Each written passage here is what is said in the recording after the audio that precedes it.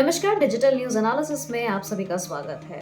अगर वो 420 है तो मैं 440 वोल्ट हूँ। ममता बनर्जी का चुनाव आयोग पर प्रहार। एसआईआर और दस्तावेज विवाद से गरमाई सियासत। पश्चिम बंगाल की मुख्यमंत्री ममता बनर्जी ने चुनाव आयोग पर तीखा हमला बोलते हुए राजनीतिक माहौल को और गर्मा दिया है।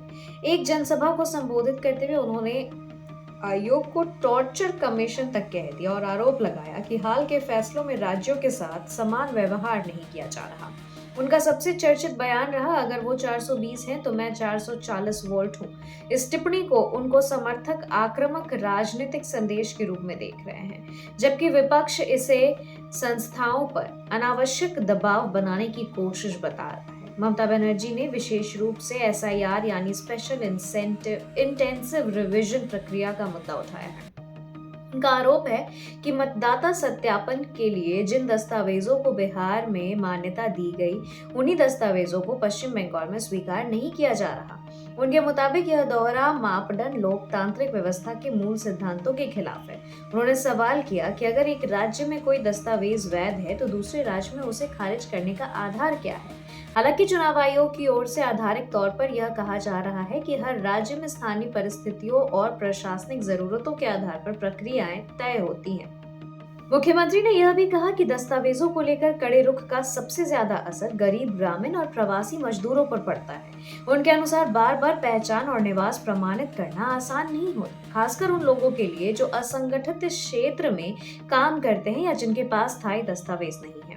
उन्होंने आयोग से संवेदनशीलता बरतने की अपील की और कहा कि लोकतंत्र में हर वोट की बराबर कीमत है, इसलिए किसी भी प्रक्रिया से नागरिकों में असुरक्षा या भ्रम की स्थिति नहीं बननी चाहिए। राजनीतिक विश्लेषकों के मुताबिक यह बयान सिर्फ प्रशासनिक मुद्दे तक सीमित नहीं है, बल्कि व्यापक राजनीतिक संदर्भ में भी देखा जा रहा है। चुनावी माहौल में संस्थाओं की निष्पक्षता पर सवाल उठाना अक्सर राजनीतिक रणनीति का हिस्सा बन जाता है। ममता बनर्जी का यह रुख उनसे उस पुराने राजनीतिक तेवर की याद दिलाता है जिनमें वह केंद्र और केंद्रीय संस्थाओं के खिलाफ मुखर रहती रही है। दूसरी ओर विपक्षी दलों का कहना है कि संवैधानिक संस्थाओं पर सार्वजनिक मंच से इस तरह की टिप्पणी लोकतांत्रिक मर्यादाओं के अनुकूल नहीं है। इस पूरे विवाद का एक अहम पहलू यह भी है कि मतदाता सूची का संशोधन और सत्यापन चुनावी प्रक्रिया की बुनियादी कड़ी है। यदि इसमें पारदर्शिता और स्पष्टता न हो तो राजनीतिक अविश्वास बढ़ सकता है।